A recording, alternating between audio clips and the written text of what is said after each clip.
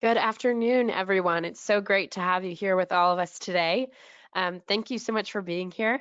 And we're going to talk a little bit more about applying for financial aid, college funding as well. I read through a lot of your questions from your registration, and we have a really wide gamut of folks on with us today, whether it be those looking for funding for their students or children going through this, or they themselves. And I want to speak to those things all together. So if you could, in the questions feature, before we really dive in the questions feature, you'll see either chat or questions on the right-hand side of your screen or at the top of your screen. If you could, please just let me know who you are here getting information for. Is it your child? Is it you? Is it someone in your friend group? Who are you getting this information for? You can put that in the questions feature either on the right-hand side or at the top navigation. Okay, I see a few coming in. Thank you so much.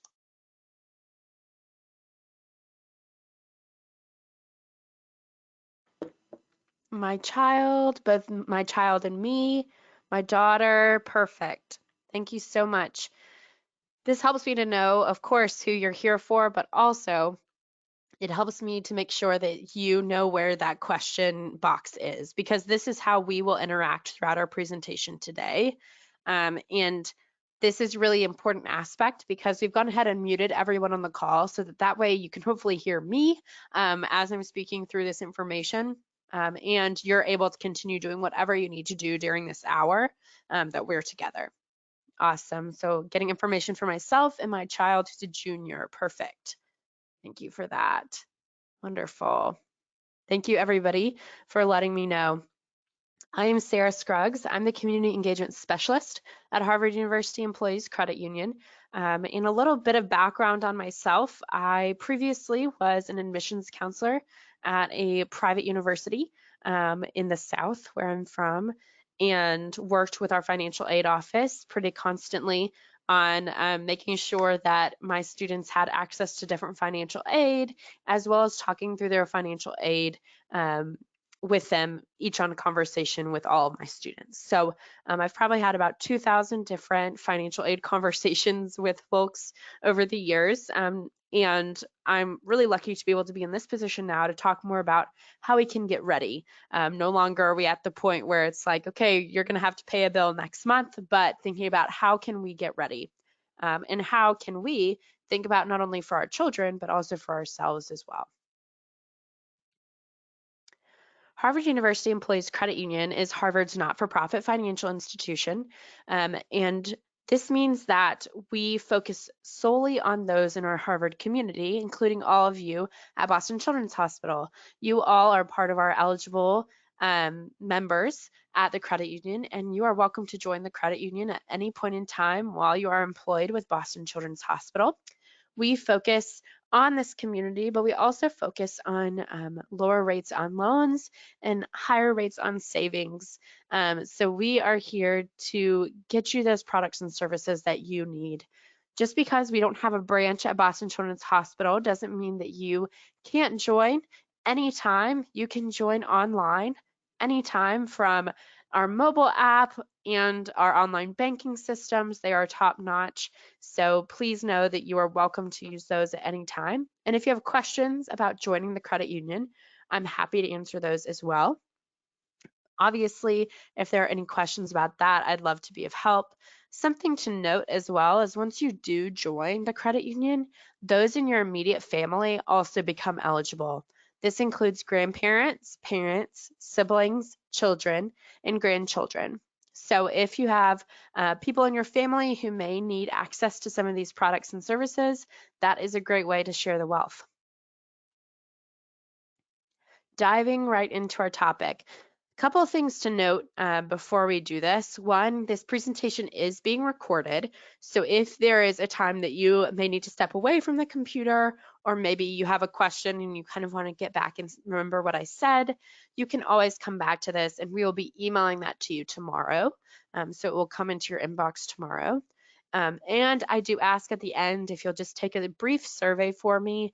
That way I know how we can continue to make these more impactful for you all, as this is our first series with Boston Children's Hospital, and we want to make sure that we are doing everything we can to make these an extremely impactful event for everyone.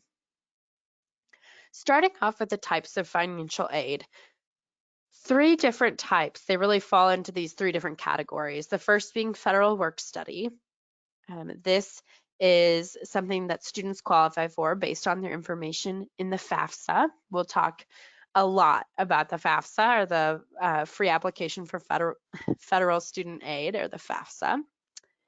And loans, these can either be private loans or outside loans, as well as federal or state loans. And then there's grants and scholarships. You'll see that grants and scholarships are what we want, right? Everybody wants as much grant and scholarships as possible, because this is the money that you do not have to pay back. This is that money that you are able to just take and use for your education and use it freely. So they really all fall into one of these 3 categories. Of course, what we can think about too is that additional funding that's coming directly from the family, yourself, or maybe even your employer. Then there's need-based aid versus merit-based aid. With excuse me, with need-based aid, you're thinking it is a sole reflection of the family's financial need. Does this mean that it's always fair and equitable and what you think it should be at the end of the day? No.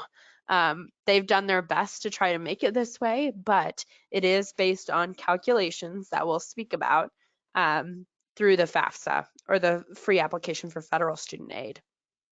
This includes grants, loans, and work study. So you have the opportunity to get all 3 when you do fill out the FAFSA. Of course, that is based on need. All federal aid is based on need. There is no federal-based aid that is based on merit. We can't just take all of the students in the United States and give them money based on that. Of course, we all go to different schools. Everyone has different situations, so we just can't make decisions like that federally. Most state and aid is also based on need. There is some state aid that is based on merit. Previously, I was in a state that had a scholarship for students who had above a certain GPA, and this was merit-based, of course. And so you will see some differences within state-based aid. Merit-based aid is in recognition of something that your child has done or something that you have done. And so this is academics. That's what, number 1, we always think of academics. But this also has to do with athletics, possibly performance. It may be, choir, they may be in band, they may have an opportunity to do those types of things. They are often compared to the other people in their class for this type of award, right? So they're based on their own achievements, but they're often compared to those others who are entering the school with them. So what this means is that you may see that some years certain students get a certain type of award, and then the next year it may be a little bit different. So if you've had multiple students already go through college, or maybe you're going to have your first go through college, it could look different for the next one coming through. Apologies in advance, folks. I am getting over just a tiny bit of a cold, so I am pausing whenever I'm coughing, hopefully, as much as possible, but I'm here to answer this question. So merit-based, something to note as well, is that it may or may not be renewable all 4 years that a student is in school, or 5, right? So at the institution that I worked at, it was our goal to have all merit-based aid be 4-year renewable. Why is that? Well, because when someone starts at university, the hope is that they finish there as well. Our hope is never for folks to come in and then to transfer. That may be the case at a junior college or a community college, but it is not the case at a four-year institution.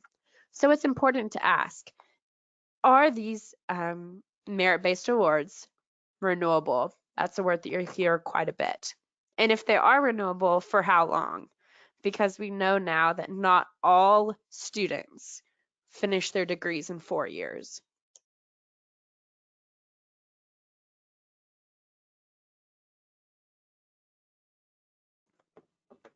There's also the land of private scholarships or outside scholarships.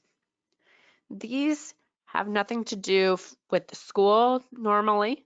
These have nothing normally to do with your family financial situation. They sometimes have things to do with your family financial situation, but not always.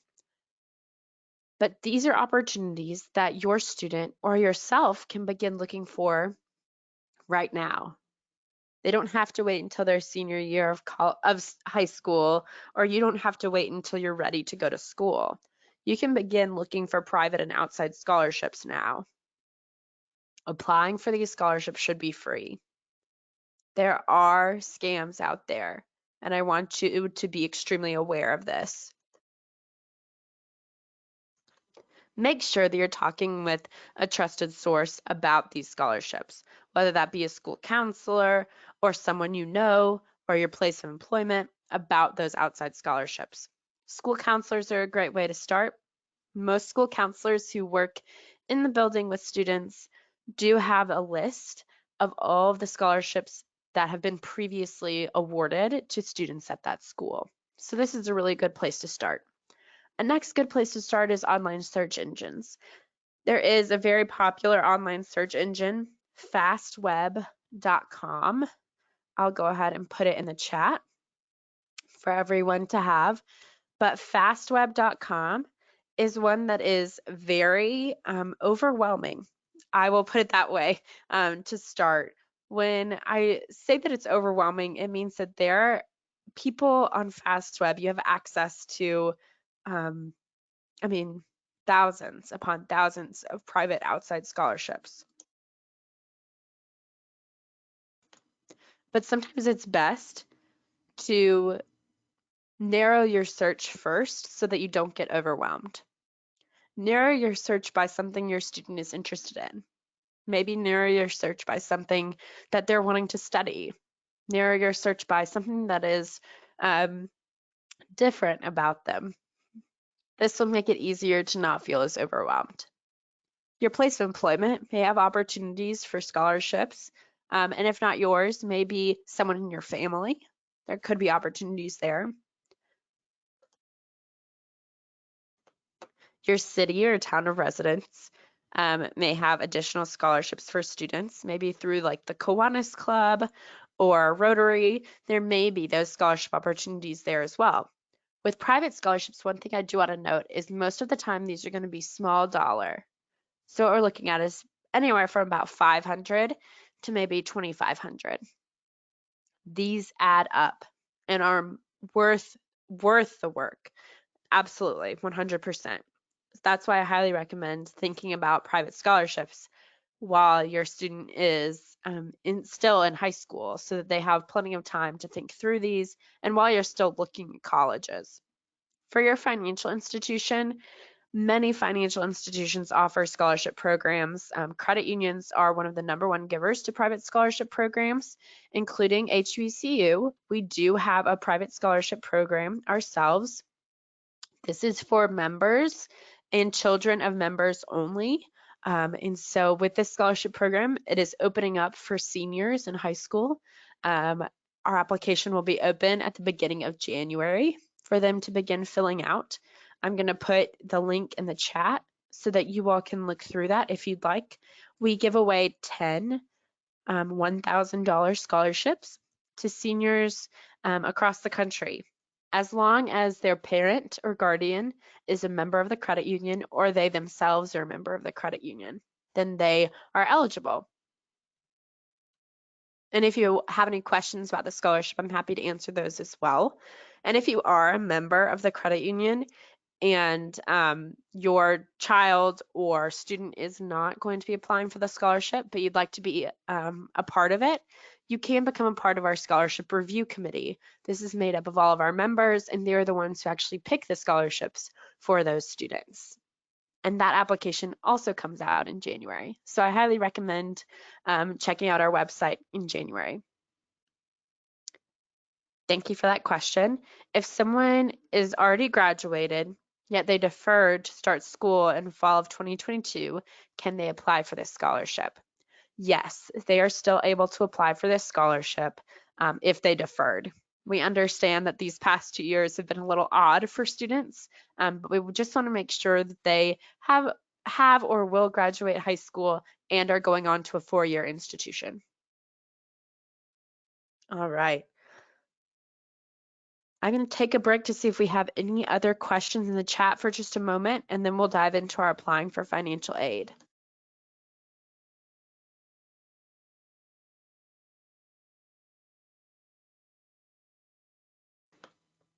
Someone asked a great question. They asked, will all private scholarship money go directly to the institution or university? That totally depends on the private scholarship givers. At the credit union, we send the checks directly to the student so that they can use it for any type of school purchase that they might need, whether it be books, maybe they need a computer, anything of that nature, we are happy to fund for them.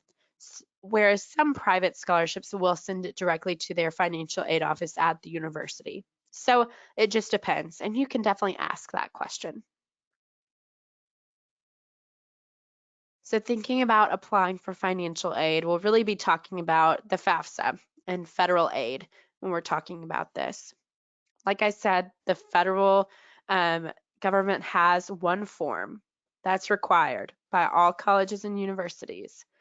Is it required by all universities? No, but I highly encourage you to do it. I would tell my students, unless you or your parents are Bill Gates, go ahead and fill out the FAFSA because it is worth just seeing if you do have the opportunity to get things like student loans, like federal work study. And it's important just to fill out. It has to be completed each year that the student is in school. It becomes available each year on October 1st. So if you have a senior right now, the FAFSA is available for them to begin filling out. I normally tell people, go ahead and fill it out on October 2nd because October 1st, you know, they're working on the kinks still, and then October 2nd, it'll be ready for you. But it's good to go ahead and fill it out as early as possible. You have to have your Federal Student Aid ID or FSA ID. The FSA ID is something that you'll keep for all 4 years. This is important for students, but you can always reset it. What I tell people is go ahead and put it on like a secure password website if you have one of those, or somewhere that you can keep it that is secure, because it will be easier to do your FAFSA the following years if you have that FSA ID.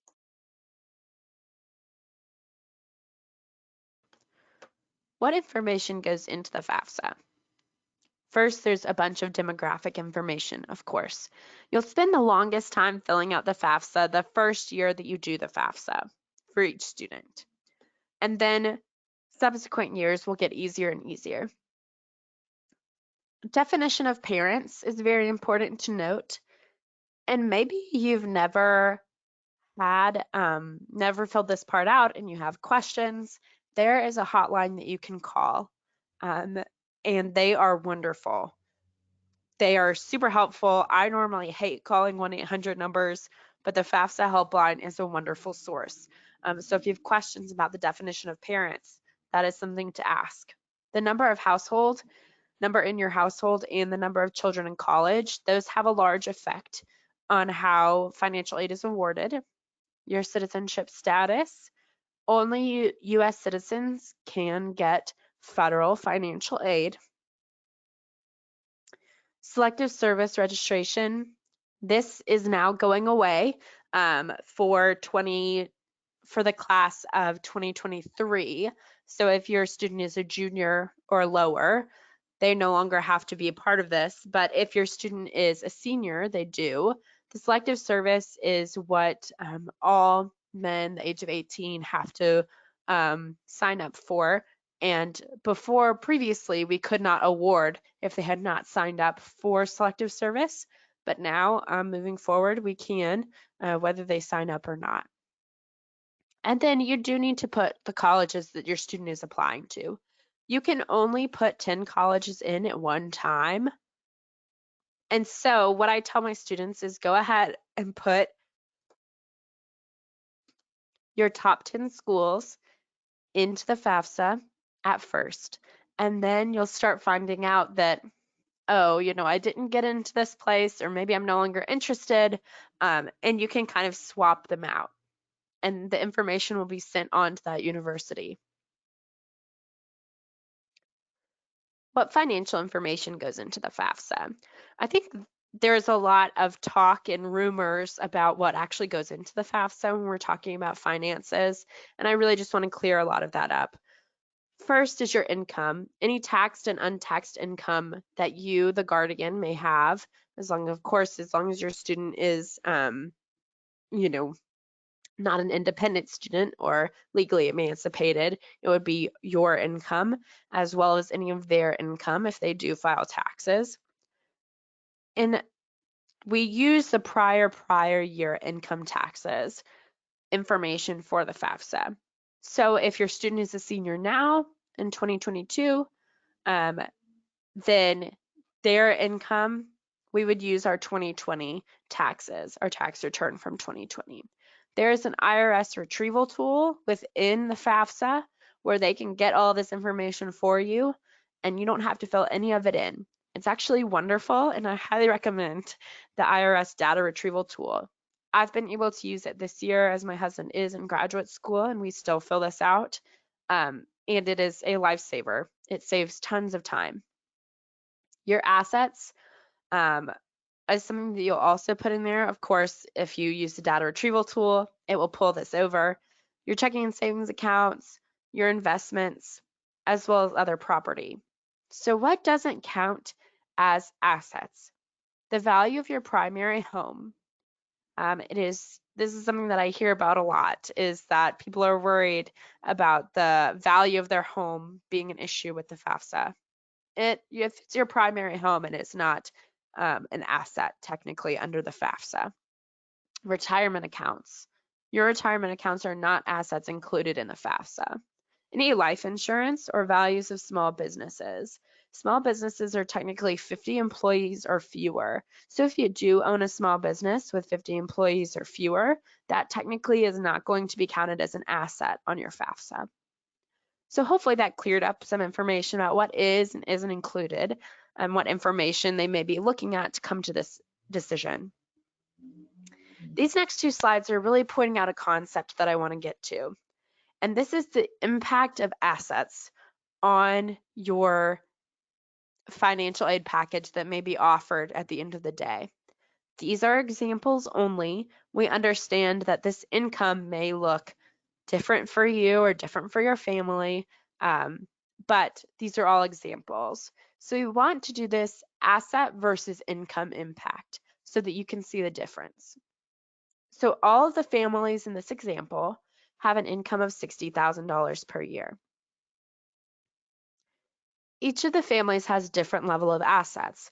Family C obviously has the highest number of assets, whereas Family A does not include any assets. Their expected family contribution, which is the number that the FAFSA will give you at the end of completing your FAFSA. This is what colleges and universities use to make your financial aid package. This EFC is only about a $4,000 difference in between Family A and Family C, when although their assets are a little bit different. Why is this? Well, that's because assets aren't as liquid as an income may be. Of course, each situation is different. Unfortunately, we have many things our income is going towards, especially here in Boston, where we pay quite a bit for daily necessities like our rent our mortgage, our food, anything of that nature. But this is how the FAFSA works. So you see the asset impact. Now let's go to an income impact. Each family has a different income in this example, but the same amount of assets.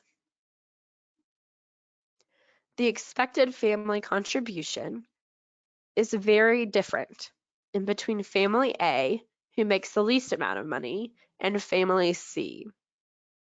And that is because, like I just said, income has a larger impact than assets do in the formula that the FAFSA uses to calculate your EFC, or expected family contribution. This is just how the FAFSA works at this point in time. And what I will say is that the FAFSA is making changes and updating, and those updates will be coming in 2024 if you are planning to send a student to college then. But this is how this looks at this point in time. Like I said, these are examples. So is this exactly what it's going to look like for your family if you earn that much and have that many in assets? Maybe not, but it's important to note why. It's just because with assets, those are normally a lot less liquid than something like income. Like I said, if you need help or get stuck on any question in the FAFSA, the studentaidhelp.gov website is a wonderful website. And they have a facts section, which is really helpful. But then if you don't see your question answered there, you are more than welcome to give them a call. This is my favorite 1-800 number out of all the 1-800 numbers in probably the world that I've ever called, because they are actually helpful and there to help you. I'm going to take a look at the questions really quick, and I will jump back in just a moment.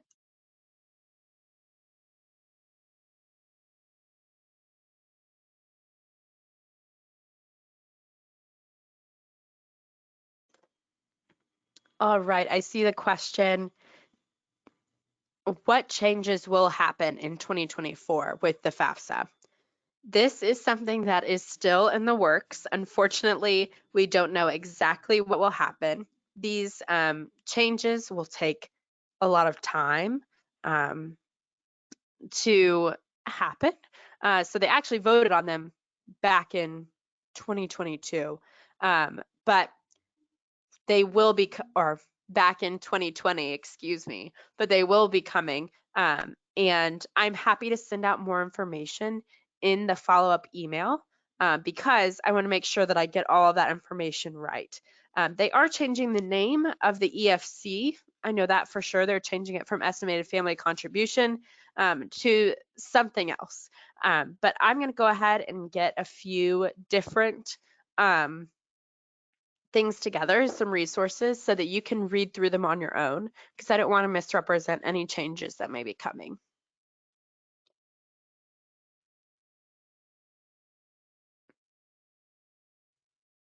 Yes, so thank you for that. Someone said that their student is going to be attending school next year and they filled out a FAFSA for him. Wonderful. But the next thing they asked is that they're going to be attending graduate school. Should they complete a FAFSA for themselves? Yes, if you would like to have access to federal graduate student loans, whether those be the unsubsidized and subsidized loans, the direct loans, or PLUS loans, they normally do have some good benefits. But if you are already going to be paying for your school through a work program or outside aid, or possibly through your own pocket, and you're not planning to take loans, then you don't have to fill out a FAFSA. But it is normally helpful to have so that you know what is your expected family contribution. And I just highly recommend filling one out just to see. And if you all live in Massachusetts, we do have MASFA, the Massachusetts Association for the Financial Aid Administrators in the state, hosts a free FAFSA day. They host them many different days in November, as well as January and February for folks, and you are more than welcome to get more information on that at fafsaday.org. Perfect question, perfect timing. They were reading my mind. The CSS profile. This has come into more and more vogue, I'll say, throughout the past few years. Many schools and colleges want additional information. The FAFSA, they don't feel, provides them with all the information they need to know, and so they want more. The CSS is just an additional form that you will have to fill out that asks more questions. This asks more questions about your income, about where you live, all those types of things to try to get more context around what you are, what is your financial situation at this point in time. I know for myself, my husband is in graduate school. We do have to fill out an additional form, a college financial aid form, in addition to our FAFSA each year. This is just showing our up-to-date numbers on things like investments, like savings accounts, anything of that nature that we need to do in addition is on that form. And the CSS is extremely similar. The CSS is run by the College Board, the same people who do the SAT. And so some schools are adopting the CSS, whereas some are not. I worked at a university where we only required the FAFSA, whereas some universities will require the FAFSA, the CSS, and their own profile. So be sure to keep up with due dates. That is something that I will talk about now. If you do not submit your forms by the deadlines, there is nothing that the university can do for you. And that is unfortunately a conversation that I've had many times. Students have called me in May saying, I really want to go to your university, but I don't have enough money. And I've said, well, unfortunately, there's nothing that I can do because you haven't filled out the FAFSA, or you didn't do it on time, or maybe you didn't get to a scholarship event that I invited you to. All of these things add up to being a really difficult conversation at the end of the day. So submitting those forms by the deadlines is so important. And something that I really encourage you to do is empower your student to keep up with these deadlines. That is a lot on the line for sure, but have them come up with a system and tell them these are important deadlines that you need to keep up with. It's a really good, empowering feeling to know that they are in charge of that. And deadlines are different for every university and college, like I said previously. At my university, it was March 1st was our financial aid deadline. So if you did not have your information in by then, there was no additional financial aid that we could award you. Whereas at some universities, they have a specific date, maybe in January or in February, but it's very important to know those dates for the interested institutions of your student.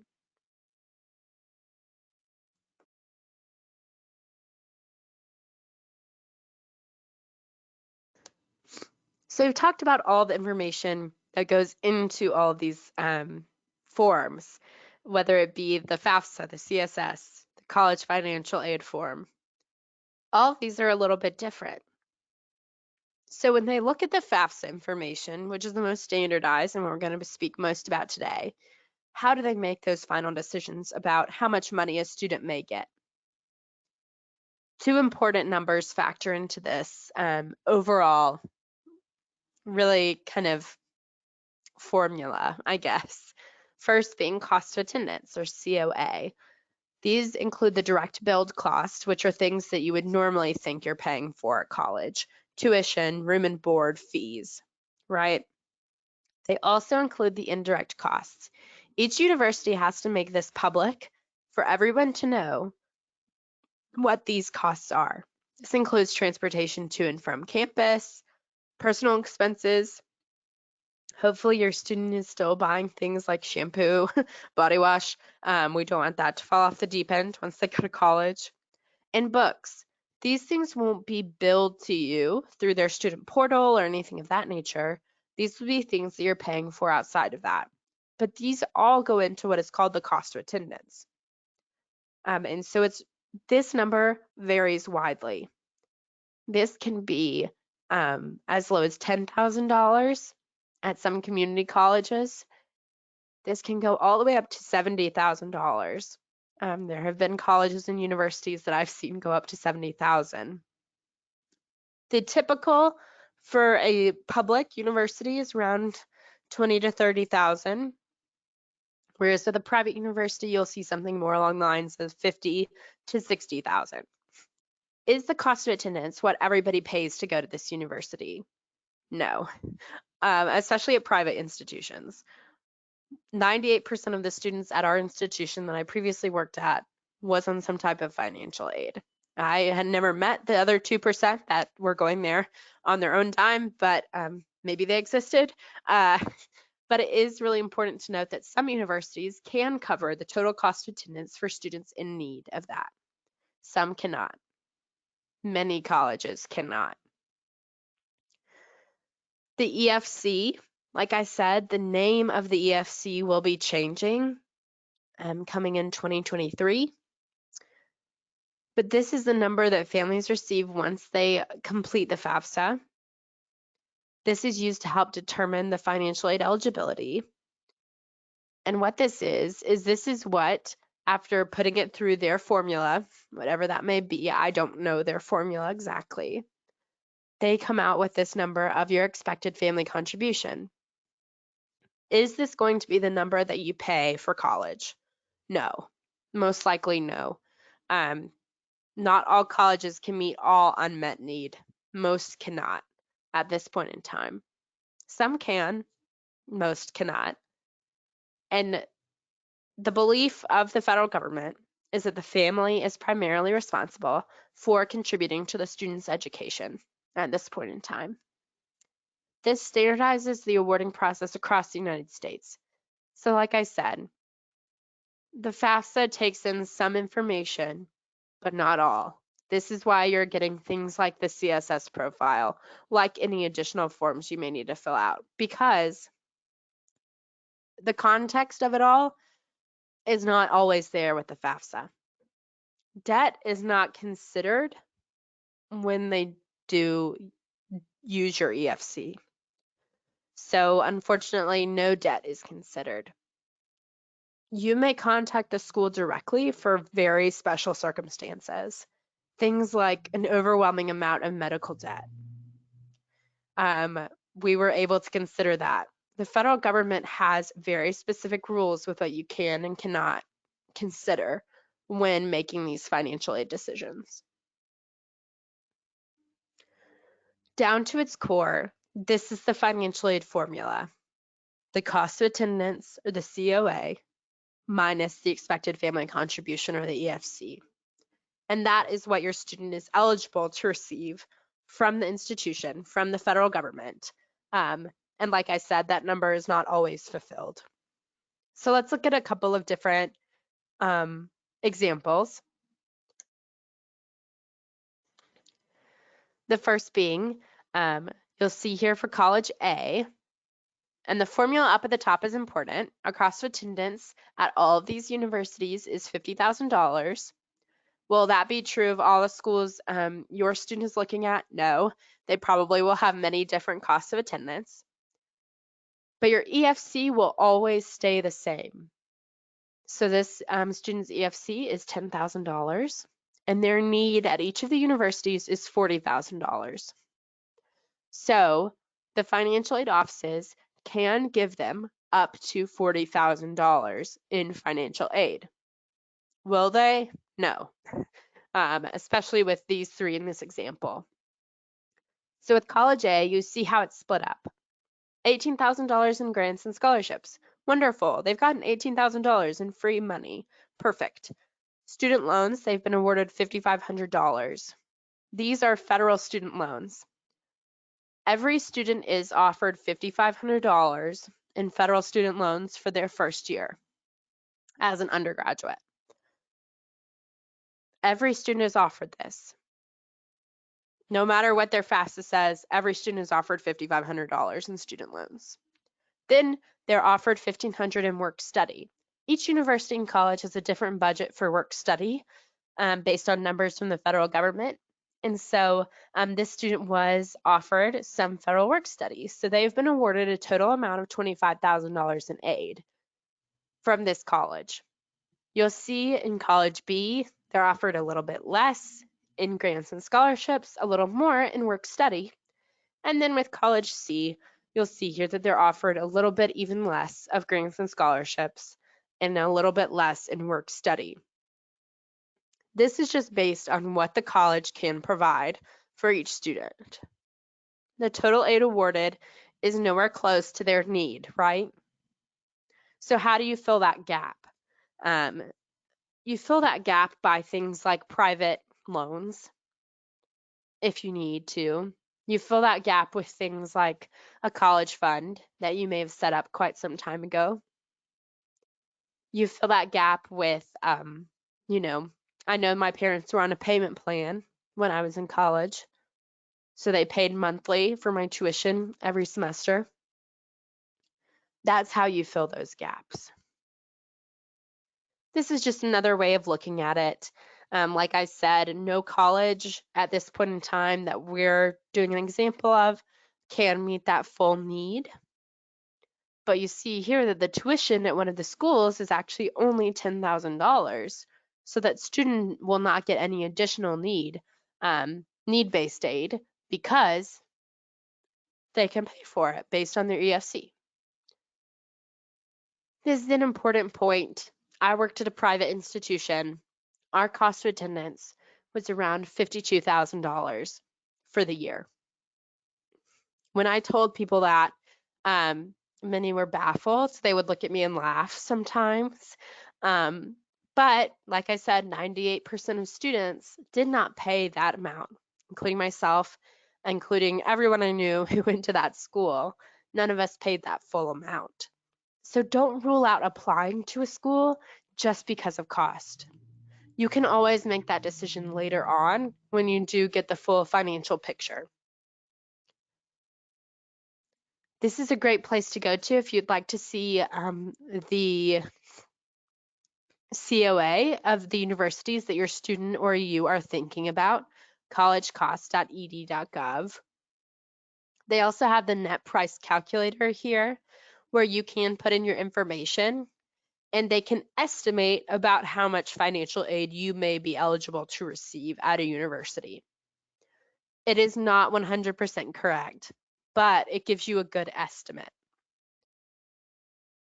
So a little talk about the timeline. The schools will receive your information whenever you do send it in, and then the students will receive an award letter or a notification of missing documents. Sometimes they need additional documents to verify, but the students will receive the award letter. And I know at my institution, we sent an email, but also we sent a large packet of information, and it had it all laid out for the student. Some students may need to accept certain awards. Normally, they're not going to say that you don't want to accept your free money, so they'll go ahead and accept that for you. But what you do need to accept is going to be your loans. So your federal loans, these are choices. The student has the choice. If they would like to get a federal loan, they're absolutely able to get that. If they would not like to accept it, they do not have to. Nobody is forcing them to take that loan, but they do need to go through some type of financial aid counseling before they can take on that loan themselves. Compare the true cost, not just the aid awarded. What do I mean by true cost? I'm going to go back for a quick second. When I say true cost, I mean the full 4 years, right? Your student, we don't want them to go to school just for a year. We don't want them to go to a university just for a year. We're thinking about the full 4 years and that full experience. And you will have to compare not just the costs, but also the experience that they will be getting at each institution. That is an important point, and I think probably one of the most important things that I've said today is that college is really an experience, and unfortunately we can't put a dollar sign next to exactly what that looks like, but we do need to be sure to not hinder ourselves to only applying to schools that we know we can afford right off the bat. Greenpath Financial Wellness, they are our partners. They are a nonprofit, and we pay for this service so that you all can have free budget counseling. So if you're looking to set up a savings account or maybe a college fund for your student or for yourself, and you need to look at your budget, give Greenpath a call. They are wonderful to work with. They work with people in many different situations, whether that be with debt counseling or credit counseling, or even just starting out and building that budget. Or maybe you just want some ideas for how you can change your priorities, shift your priorities from, paying for maybe yourself going through college. Now you have to shift your priorities to pay for a student going through college. They can help with those transitions. They're a great resource and are free to all of you in our community because we do pay for this service. We have a blog at the credit union, blog.hubcu.org, and you can subscribe. We do have quite a few articles there about college financial aid in funding, so please go and check that out. There is actually a search tab that you can use, and it will show you all the posts about college funding, so that's a great area to go to. Like I said at the beginning, I do ask that you take a quick survey for me. I'm going to go ahead and put the link in the chat for you to fill out, so that way you have the ability to do so. Please just let us know what we can continue doing for you all to make sure that you're getting the full experience of being able to have these, and whatever we can do better, we are happy to know that. And I'm actually going to toss it over to Wendy from Children's Hospital to talk with you all a little bit more about the work-life office. Thank you, Sarah. Hi, everyone. Good afternoon. Thank you for joining us on this workshop. I am Wendy Mateo Arias, a workforce development specialist for HR in the Workforce Development Program. And I'm just here representing HR and letting you all know that we are working on creating just new partnerships to bring additional resources to our employees, not just to share those resources for health, but also financial. As you can see, Harvard University, the Employees Credit Union, is one of our new partners, and we are looking forward to continue on having a series of financial info sessions for you all. We have done some home buying, we have done some other ones, and if you miss it, we do have the recordings as well so that you can read those, see it, and just learn from those great resources that we are offering now, and also how they can help you to improve somehow on the financial area. So this program is just part of the well-being of Boston Children's and how we are looking for different ways to support our employees. I also wanted to share that here at Children's, we do have some scholarships that are available through a few different departments. Our scholarships are for employees who are going to school for healthcare careers, and they all have different times. We also have a partnership with Bright Horizons EDISIS, and EDISIS has a network of about 220 institutions that provide additional discounts to our employees. Many of them also the discount applied to immediate family members, and I'm going to put the link here in the chat for all of you to take a look at that. We have many of our employees who are taking advantage of those discounts. Many of them go from 10% to a 20% discount, and some of their children as well are going to school for them. So I just added the link for that network for all of you to have it there, and as well as I am going to share our Boston Children Wellbeing programs. If you are not familiar, we have a few new ones,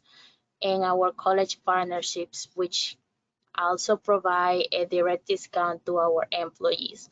Just a reminder for the Web 2, as you know, you need to be in the Children's Network to be able to access to that. And we are hoping that you just take advantage of these discounts and please reach out to us, to the HR, if you have any questions. And Thanks so thank much, you. Wendy.